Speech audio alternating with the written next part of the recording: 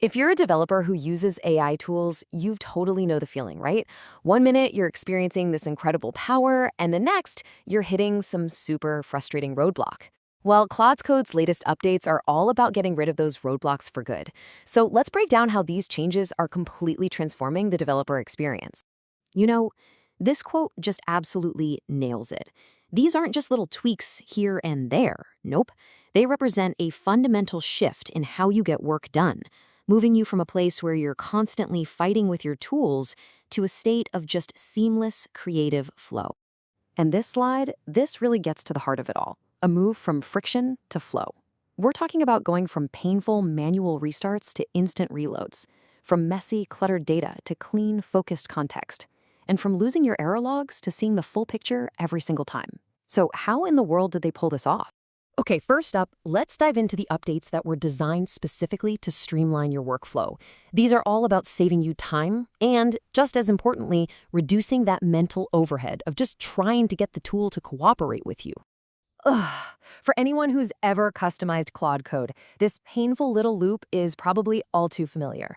Just to test one tiny change to a custom skill, you had to edit it, kill the process, restart the whole agent, and then poof, you'd lose all your conversational context.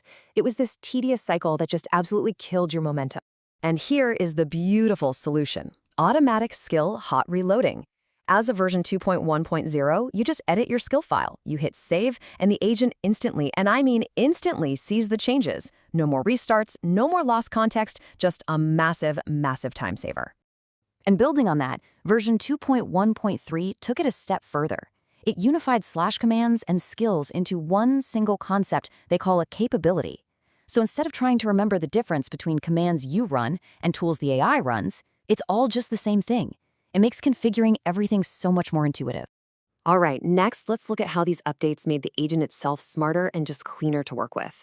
This is all about boosting reliability and managing the conversation, so you can actually focus on the work that matters. So picture this. You ask the agent to do some research for you, and then suddenly your nice, clean conversation is just flooded with pages and pages of raw search results and all this internal thinking from the model. Your main context window gets totally polluted, making it really hard to follow what's actually important. The solution for this is pretty brilliant. It's called context forking. Now the agent spins off a little subprocess to do all that messy work in the background. Then it just comes back with the final, clean answer right in your main conversation. This keeps your workspace tidy, and it saves you on tokens, which, is the data you actually pay for. Oh man, we have all been here. You run a build, it fails, and the log is thousands of lines long. The agent gets this tiny, cut-off version and then says this exact, incredibly frustrating phrase. It can't help you because it literally can't see the full problem. So check out the fix from version 2.12. Before, the output got chopped off, and the agent would often just, guess what the error was. Now, any large output is automatically saved to a file, and the agent gets a reference to go read the whole thing. It gets the full context, which means, thankfully, no more hallucinated errors.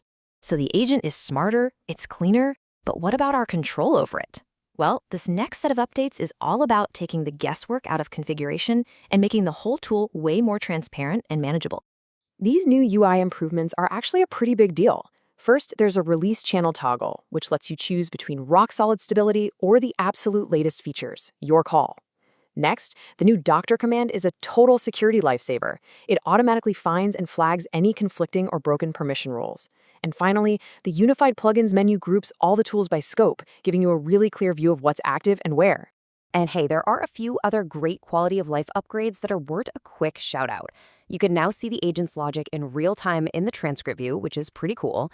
Windows users get native support for the Winget package manager, and if you're working in VS Code, managing permissions is now as easy as just clicking a button. So, when you step back and you put all of these pieces together, what's the big picture here? Well, it's a really clear and deliberate shift for the platform, a move towards maturity and stability. This really signals a change in philosophy.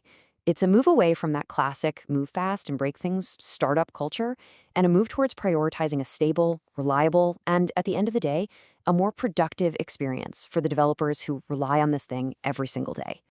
This quote just perfectly sums it all up. The entire goal here is to get you out of the business of fighting with your tools and into the business of simply configuring them to do amazing things. That friction is finally being removed. And that kind of leaves us with one final thought. Claude Code has tackled some huge friction points: hot reloading, context management, reliability. So as these unbelievably powerful AI tools keep maturing, what do you think is the next major hurdle? What's the next big friction point they need to solve to really, truly unlock developer creativity?